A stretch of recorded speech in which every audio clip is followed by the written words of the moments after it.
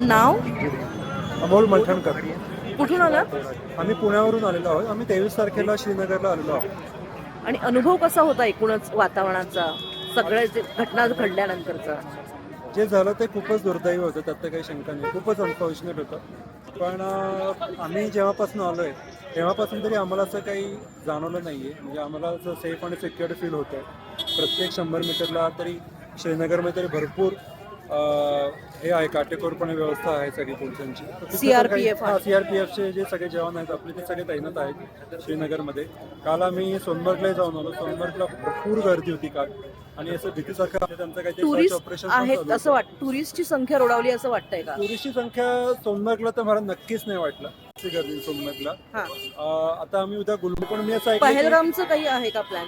पहलगामचा plan आमचा होता. 2 नाईटचं booking होतं आमचं पहलगामचं, पण ते आम्ही कॅन्सल केलेलं आहे कारण आम्हाला रिस्क नको होती.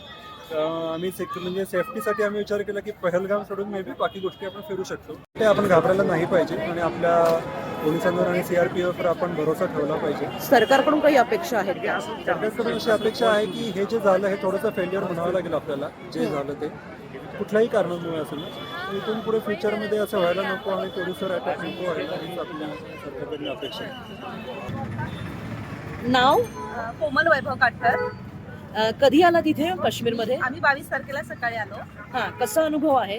अनुभव त्या दिवशी पहलगामचा अटॅक झाला त्यामुळे थोडी भीती वाटत होते, पण दुसऱ्या दिवशी आम्ही सोनमार्ग, गुलबर्ग वगैरे केलं. तिकडे आहे व्यवस्थित, सेफ आहे, पण थोडी भीती वाटते. टुरिस्ट पण कमी झालेले आहेत. ज्या मानाने आम्ही फर्स्ट डेला आलो त्यापेक्षा कमी झालेत खूप टुरिस्ट. सरकारकडून काय अपेक्षा आहेत? सरकारकडून अपेक्षा आहे त्यांनी याच्यावर काहीतरी एक हे घ्यावं,